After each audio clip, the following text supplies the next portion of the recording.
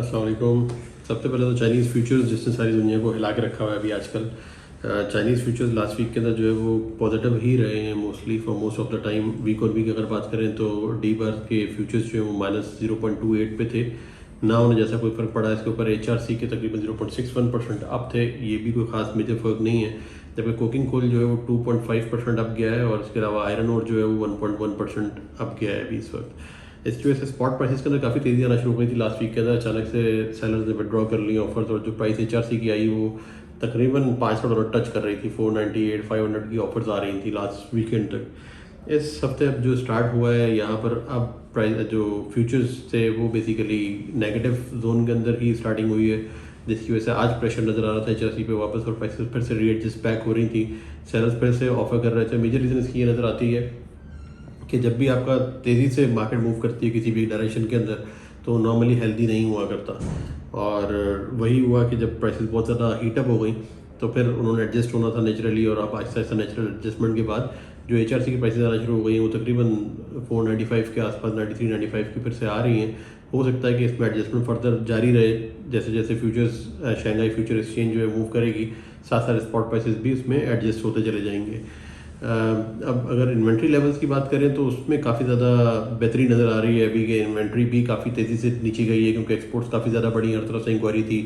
सबको पता था कि चाइना इस वक्त सबसे चीपेस्ट कंट्री है माल ख़रीदने के लिए, तो सारी की सारी इंक्वायरीज यहाँ पर आ रही थी।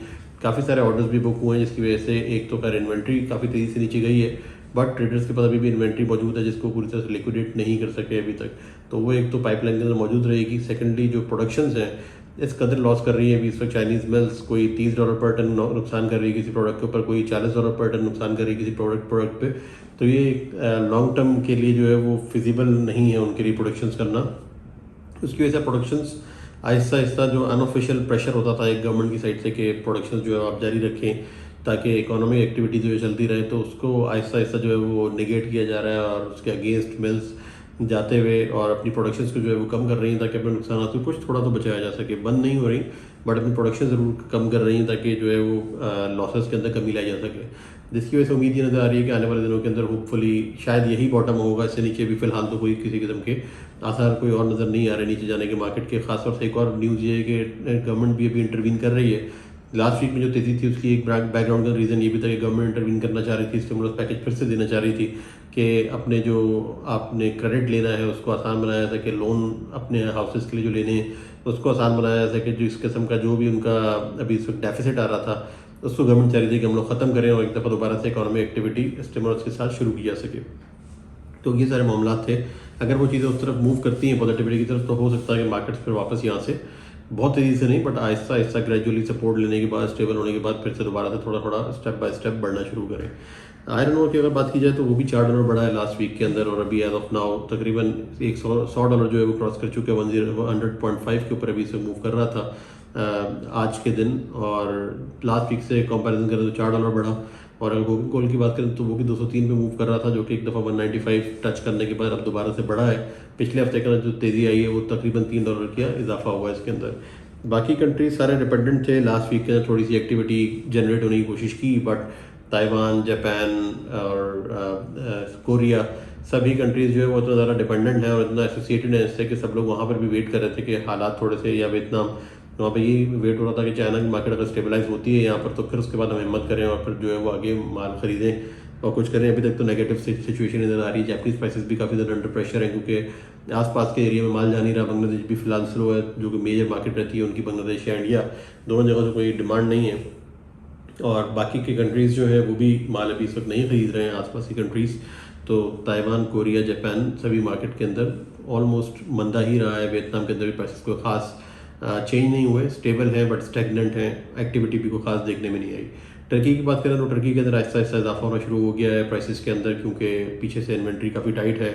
सेलर्स बहुत ज़्यादा रेजिस्ट कर रहे हैं, इन हालात के बावजूद भी सेलर्स कामयाब हुए हैं कि प्राइसेस अपने बढ़ा सके जो रिसाइकलर्स ने बल्क के। और प्राइसेस अब जो आ रही हैं वो तकरीबन 364 के आसपास यूएसए की प्राइस सुनने में आई है। और जो यूरोपियन प्राइसेस भी जो बुकिंग्स हुई हैं टर्की के अंदर वो भी तकरीबन $3 बढ़ाकर हुई हैं मोर और लेस। तो ओवरऑल अगर वीक ऑन वीक आप देखें तो टर्की की मार्केट तकरीबन $3 से $4 बढ़ी है।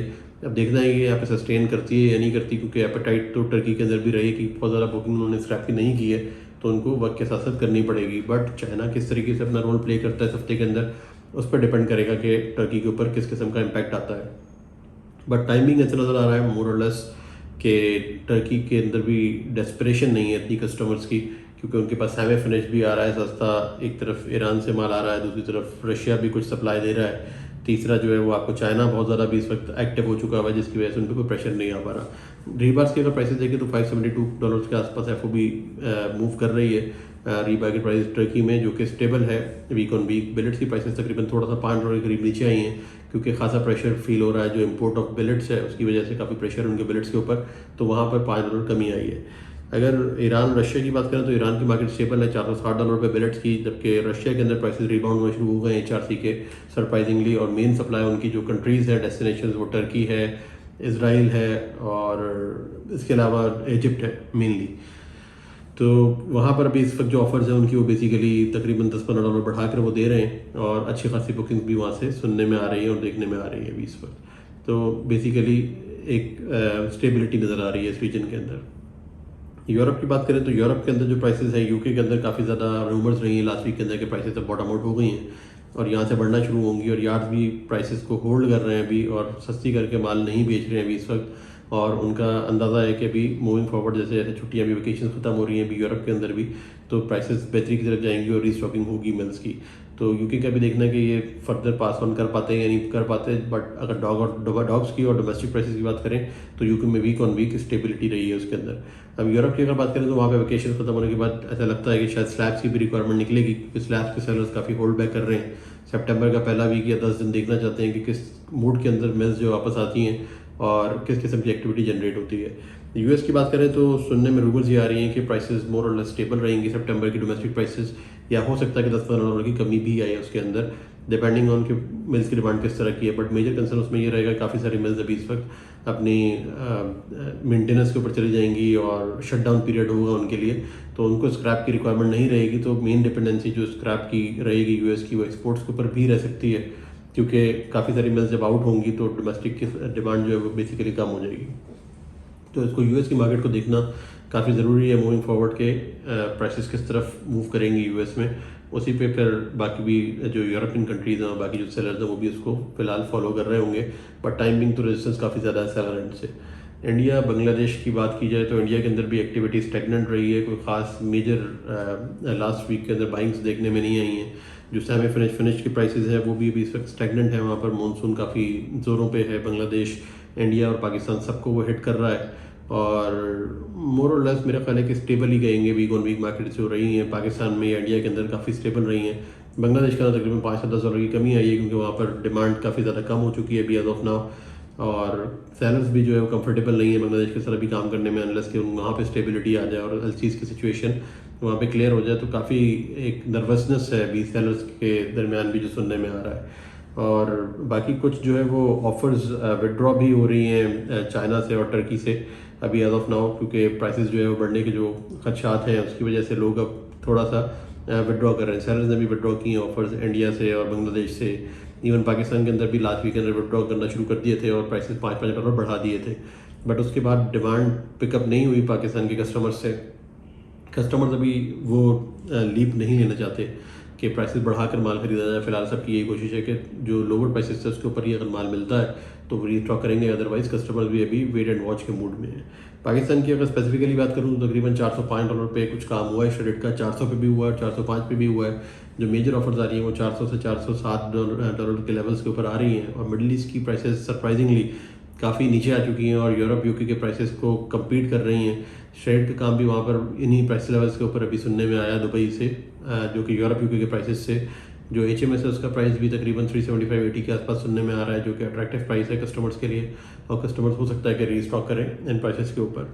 बाकी जो जहाँ तक डिमांड का ताल्लुक है स्क्रैप की, और जो सेल्स की डिमांड है, जो फिनिश प्रोडक्ट है वो अभी तक पिकअप नहीं कर सकी है। लोग मानसून के एंड होने का वेट कर रहे हैं, जो कि अभी एक और स्पेल अभी मौजूद है, और बहुत तेज़ जो है वो बारिशें और सैलाबी सिचुएशन की पेशिंग हुई है अभी इस वक्त। अगले 3-4 दिन के अंदर अल्लाह सबके ऊपर जो है वो सबको अपने उसमें रखे, हिफ्ज़-ओ-अमान में रखे, और किसी किस्म का नुकसान ना हो उसके अंदर। तो होपफुली मार्केट उसके बाद जो है वो पिकअप करने की पोजीशन में आएगी और कस्टमर्स भी आगे बढ़ के अपना सरिया और बाकी जो प्रोडक्ट्स हैं उसको ख़रीदेंगे। और इसी तरह मिल्स का भी काम कुछ चल पड़ेगा। बाकी इसके अलावा कोई टेक्निकल इसके सभी कोई मेजर चेंजेस नहीं आई हैं। अभी मार्केट जो है वो मौसम की तरह ही है, रोज़ाना जो है वो तब्दीली आ रही है मार्केट के अंदर। देखते हैं कि इस हफ्ते के लिए क्या सिचुएशन बनती है। अभी तक के लिए update Singh, thank you very much.